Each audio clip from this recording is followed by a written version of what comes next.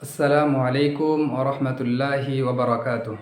আলহামদুলিল্লাহি রাব্বিল আলামিন ওয়াসসালাতু ওয়াসসালামু আলা সাইয়্যিদিল আমিন নবিয়্যিনা মুহাম্মদ ওয়া আলা আলিহি ওয়া সাহবিহি আজমাইন আম্মা বাদ। আউযু বিল্লাহি মিনাশ শাইতানির রাজীম। বিসমিল্লাহির রহমানির রহিম। সম্মানিত শ্রোতাবিন্দু, এই পবিত্র রমজান মাসে আপনাদের সামনে আজকে যে আলোচনা নিয়ে এসেছি সেটি হচ্ছে তাকাব্বুর, অহংকার। অহংকার নিয়ে কিছু কথা, কিছু আলোচনা আপনাদের সামনে রাখব। প্রথম এই মর্মে যেটি কথা আপনাদের সামনে আলোচনা করি সেটি হচ্ছে এই, কেউ যদি অহংকার করে তাহলে আল্লাহ রব্বুল আলমিনের নিয়ামতগুলো তার কাছ থেকে দূরে সরে যায়। আল্লাহ রব্বুল আলমিনের নিয়ামতগুলো তার কাছ থেকে অনেক দূরে চলে যায়। যেমন মানুষ যখন অহংকার করবে তখন তার কাছ থেকে নিয়ামতগুলো অনেক দূরে সরে যাবে। আল্লাহ রসুল সাল্লাল্লাহু আলাইহি ওয়াসাল্লামের একটি হাদিস আপনাদের সামনে রাখি। হজরত ইয়াস বিন সালমা বিন আকওয়া أن أباه حدثه أن رجلا أكل عند رسول الله صلى الله عليه وسلم بشماله فقال كل بيمينك، قال لا أستطيع، قال لا استطعت، ما منعه إلا الكبر، قال فما رفعه إلا فيه، رواه مسلم। হজরত সালমা বিন আকওয়া বর্ণনা দিচ্ছেন, একজন মানুষ আল্লাহ রসুল সাল্লাল্লাহু আলাইহি ওয়াসাল্লামের কাছে খাবার খাচ্ছিলেন বাঁ হাতে।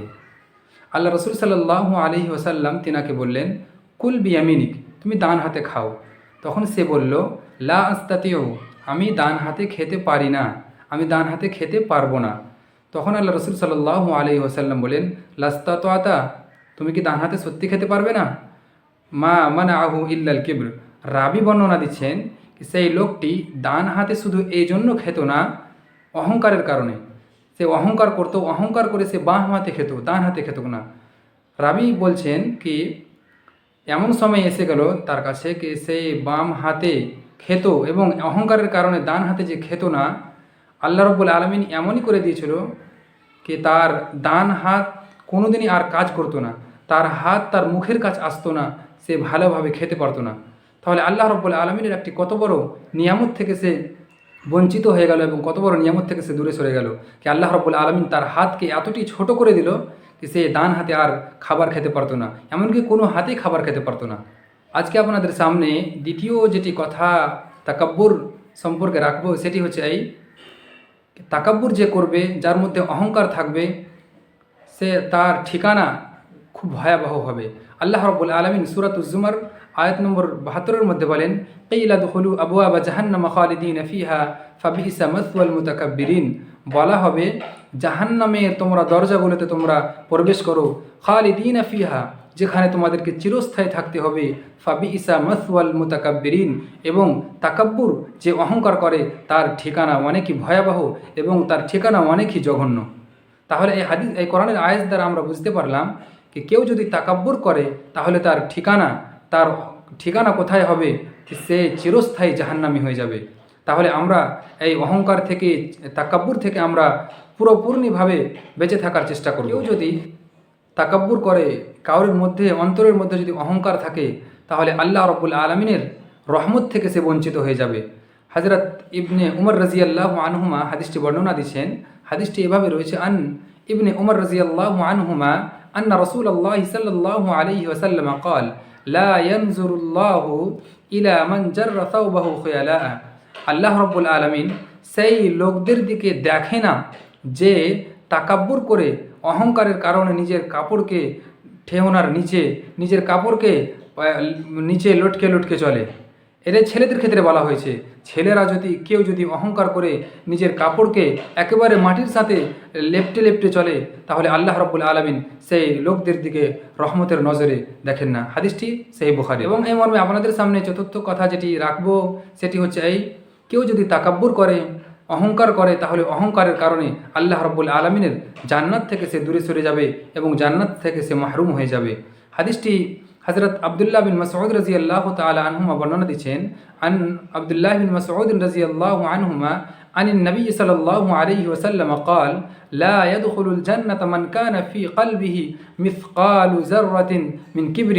আল্লাহ রাব্বুল আলামিনের জান্নাতে ওই ব্যক্তি প্রবেশ করতে পারবে না যার অন্তরের মধ্যে সরিষার দানা পরিমাণ যদিও অহংকার থাকে, সরিষা দানা পরিমাণ যদি তার অন্তরের মধ্যে তাকাব্বুর থাকে, তাহলে সে জান্নাতে প্রবেশ করতে পারবে না। ক্বালা রাজুলুন, এক সাহাবী বললেন, ইন্নার রাজুলা ইউহিব্বু আন ইয়াকুনা সাওবাহু হাসানান ওয়া না'লুহু হাসানা। আল্লাহ রাসূল সাল্লাল্লাহু আলাইহি ওয়াসাল্লাম, প্রতিটি মানুষ পছন্দ করে তার যেন কাপড় সুন্দর হয়, তার যেন জুতো সুন্দর হয় এবং তার প্রত্যেকটি পরিধানের কাপড় জিনিস সে সুন্দর চায়। এটা কি তাকাব্বুর হবে? আল্লাহ রসুল সাল্লাল্লাহু আলাইহি ওয়াসাল্লাম তখন বললেন, ইন্নাল্লাহ জামিলুন ইউহিব্বুল জামাল। আল্লাহ রব্বুল আলামিন অতি সুন্দর। আল্লাহ রব্বুল আলামিন সৌন্দর্যকে পছন্দ করে। আল কিবরু বাতারুল হাক্কি ওয়া গামাতুন নাস। তাকাব্বুর হচ্ছে, অহংকার হচ্ছে এটা কে কাউকে তুচ্ছ মনে করা, মানুষকে তুচ্ছ মনে করা, এটা হচ্ছে তাকাব্বুর। অবাতারুল হাক্কি, এবং সত্য জিনিসকে সত্য না মেনে নেওয়া, এটাই হচ্ছে তাকাব্বুর। হাদিসটি সেই মুসলিমের মধ্যে আমাদেরকে বোঝানো হয়েছে কি আমরা যেটা সত্য, যেটা বাস্তব, যেটা ঘটছে সেটাকে আমাদেরকে মানতে হবে, জানতে হবে এবং অহংকার করে আমরা মানুষকে কোনোদিন তুচ্ছ মনে করব না।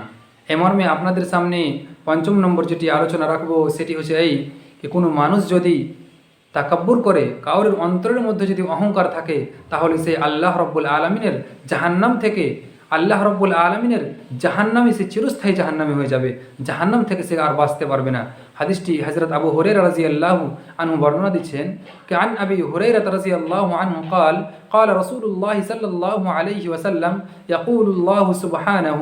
আল্লাহ রব্বুল, এটি হাদিসে কুদসি, আল্লাহ রাসূল সাল্লাল্লাহু আলাইহি ওয়াসাল্লাম বলেন কি আল্লাহ রব্বুল আলামিন বলেছেন, আল কিবরিয়াউ রিদাই, অহংকার হচ্ছে আমার চাদর, ওয়াল আজমত ইজারি, এবং আজমত এটি হচ্ছে আমার লুঙ্গি। ফামান নাযাআনি ওয়াহিদাম মিনহুমা, কেউ যদি এই দুটার মধ্যে কোনো একটাই টানা খিচা করে, আলকাইতুহু ফি জাহান্নাম, আমি তাকে জাহান্নামে নিক্ষেপ করে দিব। তাহলে দেখেন, কেউ যদি তাকাব্বুর করে তাহলে তার কি ভয়াবহ আঞ্জাম হবে। কাউরের অন্তরের মধ্যে যদি অহংকার থাকে তাহলে তার ভয়াবহ কি আঞ্জাম হবে। সে জান্নাতে যেতে পাবে না, সে জাহান্নাম, চিরস্থায়ী জাহান্নাম হয়ে যাবে এবং আল্লাহ রব্বুল আলমিনের নিয়ামতগুলো থেকে সে বঞ্চিত হয়ে যাবে। তাই আমাদেরকে এই তাকাব্বুর, আমাদের অন্তরে তাকাব্বুর রয়েছে, এই তাকাব্বুরটিকে আমাদেরকে দূরে ফেলে দিতে হবে এবং শুধুমাত্র আল্লাহ রব্বুল আলমিনের জন্য ইবাদত করতে হবে এবং প্রতিটি তাকাব্বুরের প্রতিটি পথকে আমাদেরকে বন্ধ করতে হবে এবং মানুষের সাথে সৎ ব্যবহার, ভালো আচরণ আমাদেরকে করে যেতে হবে এবং নবী মুহাম্মদুর রাসূলুল্লাহ সাল্লাল্লাহু আলাইহি ওয়াসাল্লামের বাতানো পদ্ধতিতে আমাদেরকে দুনিয়ায় জীবনযাপন করতে হবে। আল্লাহ রব্বুল আলমিনের কাছে দোয়া, আল্লাহ রব্বুল আলমিন আমরা যেন ইসলামের প্রতিটি বিধানকে ভালোভাবে বুঝতে পারি, আমাদের তৌফিক দাও। আমিন। আসসালামু আলাইকুম ওয়া রাহমাতুল্লাহি ওয়া বারাকাতুহু।